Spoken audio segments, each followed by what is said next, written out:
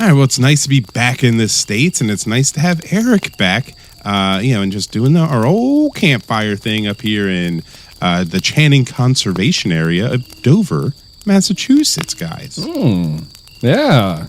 You know what's nice about having Eric around is he knows how to make the best hot dogs. Oh, my God, he's a hot dog crispy king. enough. I know. Yeah, I know. baby. Just slice it down the middle, make it a little crispy. All his friends in high school used to call him the Wiener King, so it's probably where it comes from. I get it. Yep, Yeah. that's the reason. Yeah. Because of my hot dogs. Have you guys ever been to Massachusetts? Is this your first time too? First time in this area. I've been up to Boston and Salem. But Oh, that's right. That's in Massachusetts. Okay, I've been to Massachusetts. Yeah. I was in Salem with you, Greg. Yeah, this is All why right. people say we're bad at geography. Yeah. That's right. But yeah, so today, it's a normal day here in Dover, and I just want to tell you all about a little cryptid called the Dover Demon. It's alliterative. I already like that. I like those Yep. two D's. Yeah, Oh. Dover Demon. Yeah, we love a double D cryptid. Just makes it feel good. They should have a cryptid called the Ben Dover. That's it. Yeah. That's all I had. You play the music, Greg. I'm sorry. It's Greg's Cryptid Corner, where mysteries abound. Bigfoot, Mothman, monsters, let's see what we found. Hey, and welcome to another episode of Greg's Cryptid Corner, a podcast about monsters for weirdos. I'm your host, Greg, and as always, I'm joined by my two wonderful guests, Eric and Dan. How are you guys doing today? So good. So good. I got wieners in my belly, and I got a demon to hear about. I'm pumped. Same. I'm ready to go. All greased up. I think the name Dover Demon really oversells this cryptid because it's not quite what you're thinking of when you hear the word demon. Yeah, I'm thinking of like a ghost, but that didn't have a human origin. It's like a supernatural entity that's here to siphon joy and happiness, for the devil's ends. That's what I think of, like something sinister, maybe muscular. Isn't Dover? Isn't there like a famous a racetrack there? That's I think in Delaware. Oh, yeah. I thought when I'm driving down the Outer Banks, we pass Dover. It's oftentimes Delaware. with the race going Damn. on or coming was back. There's two Yeah, Dovers. I thought I was going to say he was a car. He might be a car. He might be like a big cliff, like the cliffs of Dover over in was that Ireland? Maybe. Yeah. Yeah. So, yeah, but you know what? I know what he is, so I might as well tell you what it is and not leave you in suspense. So let me tell you all about the story of the Dover Demon.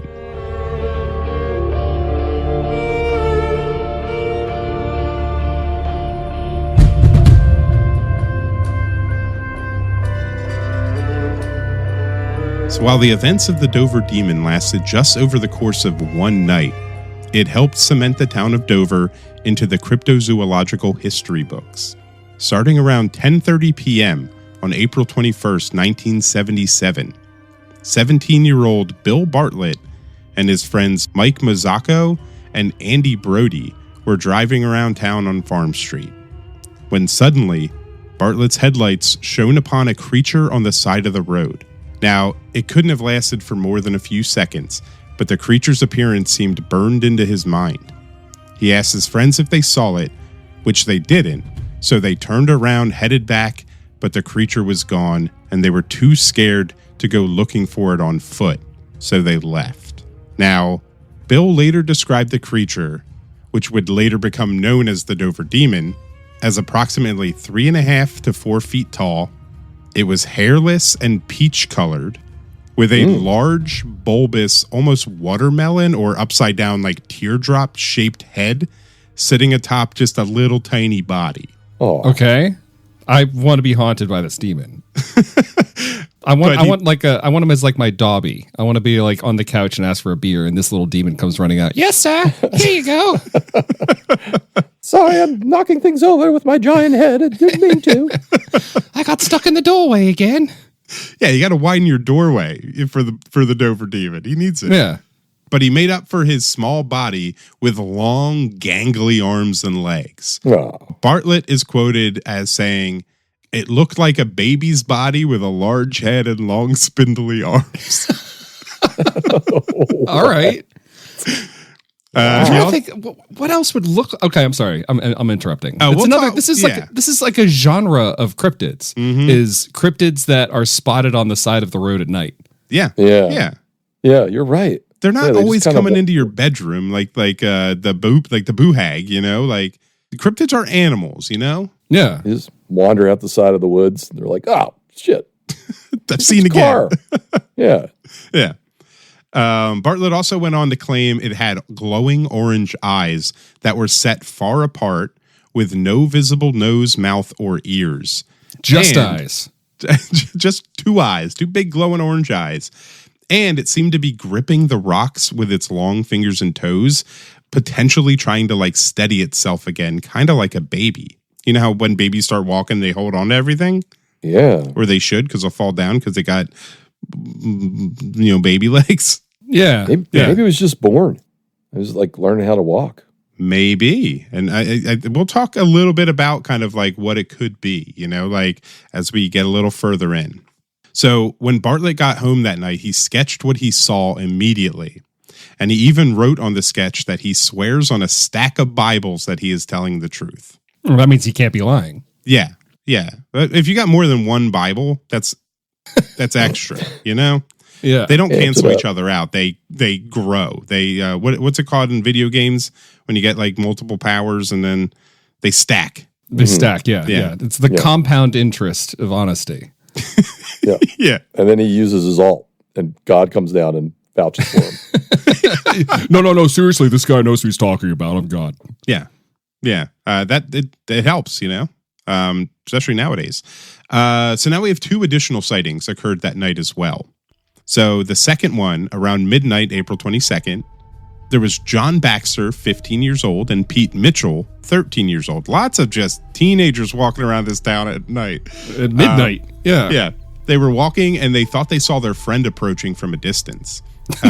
They're tiny, big-headed friend. Oh, that's Big-Headed Joe. He's naked. Drunk. Yeah, we all had a big-headed Joe friend. You gotta support him. But as mine's named Greg. Sorry, carry on. I do have a big bulbous head. I have a big bulbous head too, dude. Oh, maybe Eric's our little-headed friend. Maybe big head boys have to have one norm. little head friend. Yeah, we all balance out. I'm not sure what size my head is. It's just bald though. Yeah, I make up for all the hair. It looks fine. So as the friend got closer, they realized it wasn't a human at all. And they followed the creature for a bit before it disappeared into a gully. And John Baxter that night also sketched the creature, and it matched Bartlett's sketch almost perfectly. That means it's real. Yeah, that's kind of interesting. I Yeah. don't hate that. You just made me go, All right. Now, the third and final occurrence was around 12:30 that night when Abby Brabham, who was 15, and Brabham. Wilt Talking about Abby Brabham. Abby Brabham, and who was 15, and Will Tainter, who was 18. Abby Brabham.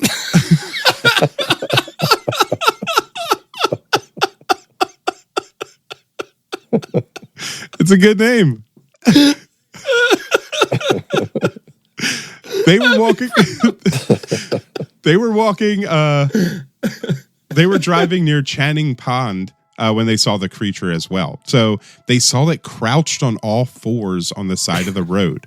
And again, the description was the same as Bartlett and Baxter, but they described it as having glowing green eyes instead of orange. But otherwise, perfect description, like all against with all 3 of these sightings. And it said that none of these kids had discussed their sightings prior to police reports being taken.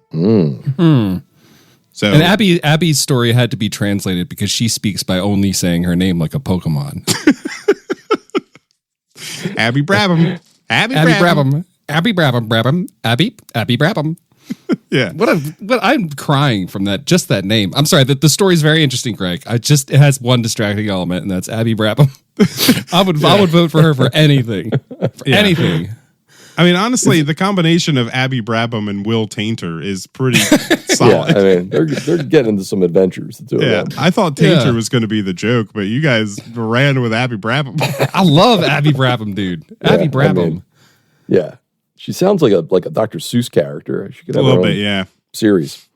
Is there a sketch artist that are doing these drawings, or the kids are doing them? The kids did the drawings, yeah, and you can find them online as well. Oh, Nice. cool. Yeah. Nice.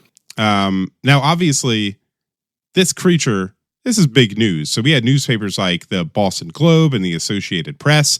They ran stories about it. And even noted cryptozoologist Lauren Coleman, who we talked about on the show before, he went and investigated it. In fact, he's the one that coined the name Dover Demon for the creature. Nice. Now, he interviewed the witnesses and he walked away believing them, noting that their stories were consistent and they were like calm despite seeing this monster out in the wild. The teenagers also never really like seeked out publicity for their sightings, and they were thought around town to just be all around good, reliable local kids. So like there was no reason, he didn't find any reason for them to have like made this up or be lying about it. Nice. I mean, there's always a reason to lie or make up something. There's always a reason. You can't really say I disagree with that logic. I'm not saying that he's wrong. I just disagree with that. There's always going to be a reason to lie about something. He can't think of one. I just lied that my head wasn't big. See? It's true. You lied to keep the joke of two big head boys need a little head boy. That's Fred's. Yeah. Yeah. Without a little one, it's not funny.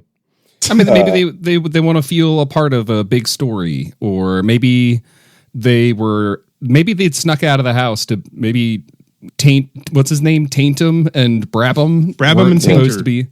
They weren't supposed to be hanging out. So they were going to get in trouble from their parents, but instead they're like, but Mom and Dad, we saw a monster. You can't punish us. We're already traumatized. Dude, that could be it. They're out drinking and sexing.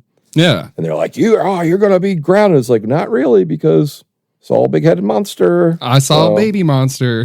Well, but I'm not saying that that's the case. I'm not saying that's necessarily the case. I'm just saying there's always a reason to make it up. Yeah. Okay, well, I retract my statement. They could be lying. Lauren Coleman didn't really think they were. And Eric, you know who didn't have a stack of Bibles was Abby Brabham. That's true. Abby Brabham's not allowed to touch a Bible. They say. No. Yeah. It'll burst into flames.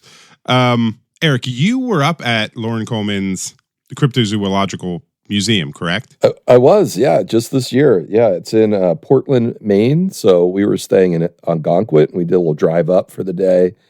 And it's freaking cool, man. It's really cool. All kinds of like specimens, Bigfoot things, like stuffed animals. And it's well worth going. But I do think it's closing soon and moving up to... is it moving to like Bangor or somewhere, or like it's moving up? It's moving up north, so it's the last year for Portland. I was hoping he would be there because I wanted him to sign some stuff, and he wasn't. But I was able to pick up a couple of his books that were like pre-signed. But well worth going, super interesting. And there was a brewery right next door too. So very nice. What was the brewery called? Was it a cryptid name? Was it like Bigfoot brewery? No, it's it's horrible. The old Bigfoot brew. I can't remember the name of it. That's fine. It's not a cryptid. Yeah, it's not a cryptid. Well, I only mention it because I believe they have a life-size replica of the Dover Demon at the museum. Oh man, it's like crawling on rocks, and it's orange. Oh. Yeah. Okay, there is stuff in there. There's so much stuff. Yeah. I probably glanced over. I took a ton of photos. I'll have to go back through my photos and see if I can locate it. Yeah. Flatwoods Monster was definitely in there. I remember that. Hey. And a lot of some of the other cryptids we already talked about, but I'm sure it was there. Yeah, I have to look through my photos. Cool. All right. Now, based on the description that I gave you, it's got a big head, potentially glowing orange or green eyes, little body, big long arms and legs with big long fingers and toes. What do you think the Dover Demon might be? I'd like to get your thoughts on it. I don't know what it might be. The thing I want to answer your question, Greg, but I have another question. Okay. I think it's connected. Like, what might this thing be? I was trying to think of earlier when you're describing it as having a very, very, very small body, but also a watermelon for a head. Like, what birth canal could that creature come out of? Maybe an egg. But that would still be a big egg to lay if it's got a little tiny body. I don't know. It doesn't make any sense. Okay. It doesn't make any sense. It could be some kind of a lizard that had its head stuck in a watermelon and was just running around in lizard speak, like screaming. I don't hate that at all. The idea of just an animal with its head stuck in a watermelon, just scaring the crap out of Abby Brabham and all the others. You know? Yeah, totally disoriented, stumbling around, bumping into stuff in the night, and people see it and are like, that's a demon. Yeah. Interesting. Eric, you got any thoughts before I kind of give you what the skeptics think? No, I mean, I just thought maybe it was like a baby animal, like an animal that was just born that was flopping around, trying to get its footing. I mean, I don't know what type of like hairless, I don't know. What would it be? A porcupine that was deformed? Yeah, like a birth defected porcupine. Yeah. I don't know. Yeah, I'm not sure. Yeah. All right. Well, what do you got? Skeptics obviously go right to some sort of misidentified animal, such as a young moose. Oh, interesting. They have big birth canals, those moose. All right. We've talked about a lot about kangaroo births, but not moose yet. I don't know if you want to go into that. I mean, I can if you want to. Nah, it's good. I was kidding. They also said it could have been like a dog that they saw at like a weird angle. You know, when you kind of just see something at a corner of your eye and it's like you're just seeing a dog kind of turned a little bit. Maybe. On its hind legs. Yeah, and it's on its hind legs. Or it could be an escaped monkey. Oh, what's the monkey theory again? It's always a monkey theory. Yeah, I don't hate it though. I like the idea. Yeah. I love the idea of I just like the narrative of a monkey that's been in a cage all of its life, getting out and then experiencing freedom for the first time. And in response, the world points at it and calls it a monster. Yeah. There's something kind of beautiful about that. And it somehow gets its head stuck in a watermelon. Yeah. Yeah, that would be great. Now, to me, none of these really fit the description super well. And I Googled young moose and baby moose, and I don't know. They look like a moose, you know?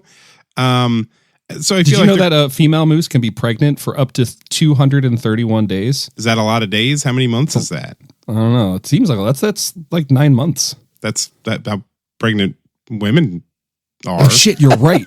That's how people be. Yeah. God damn it, you're right.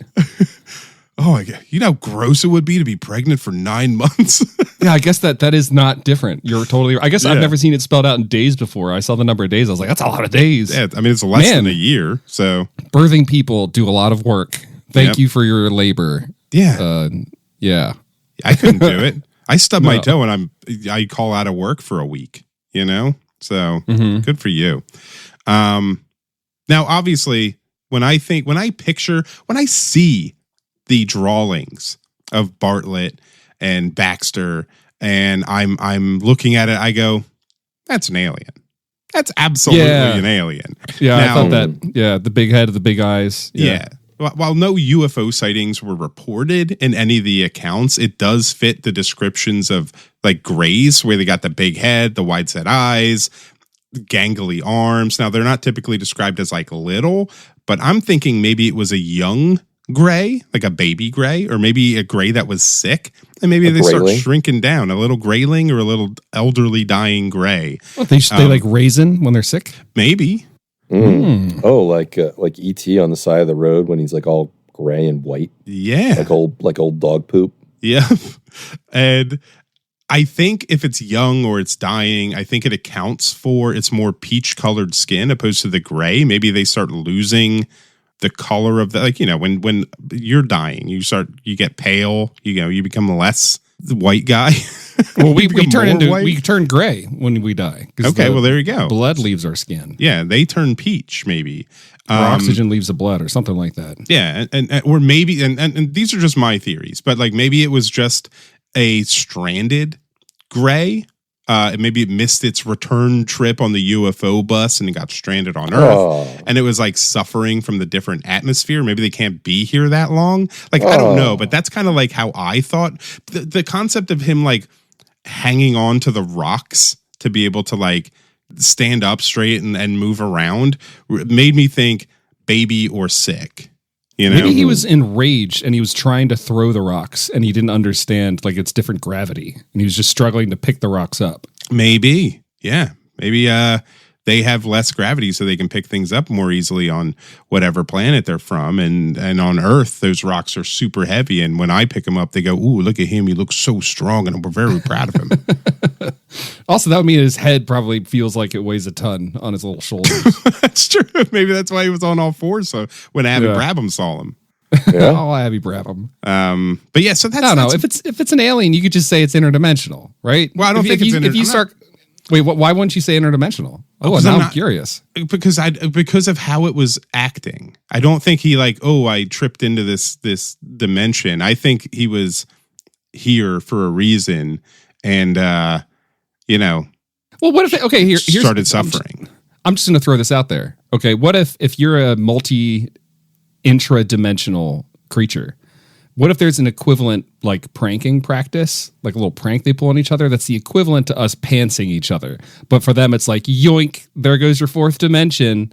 And then you're like, guys, and you're stuck. Oh, I ended up on Earth. Oh, man, I feel sick. Pull my pants, pulled my fourth dimension back up. And he's just wandering around waiting for his like mean friends to bring him back. I get what you're saying, but I don't want to always lean on the dimensional stuff. You know, I love it. Don't get me wrong. And I think it makes sense for a lot of things, but this creature just seemed like, I'm very uncomfortable here. Stop looking at me. Somebody pulled my dimensional pants down. Stop staring at me, but not in that dimensional way. Maybe he fell out of his spaceship. Maybe he was just like leaning his head out of the spaceship, just getting some air, and he just flopped out.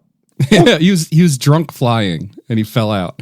Yeah, like the Moonanites from Aqua Teen Hunger Force. Yeah, I don't know. So, but I never liked, and I appreciate Lauren Coleman for everything he's ever done. I don't like the name Dover Demon for this creature. No, me neither. I don't think of him as a demon. Yeah. What would you call him? I'd call him, I don't know, Steve or something. The Dover Steve. The Dover Steve. I don't know. Maybe just kind of like the peach creech, the peach creech of Dover. That works. Well, you got that big lopsided head. Maybe it's the Dover dumbbell or the orange creeper or something like that. Old twiddly sticks. You know what?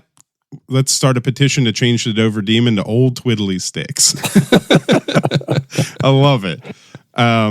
But yeah, so that's the gist of the Dover Demon. It's happened one night. I don't consider it a one-off cryptid because I do think, to me, I think he is an alien, and I think aliens are wide-ranging and, they're forever with us. But yeah, what you guys think? Did you like Abby Brabham and the Dover Demon? Hell yeah.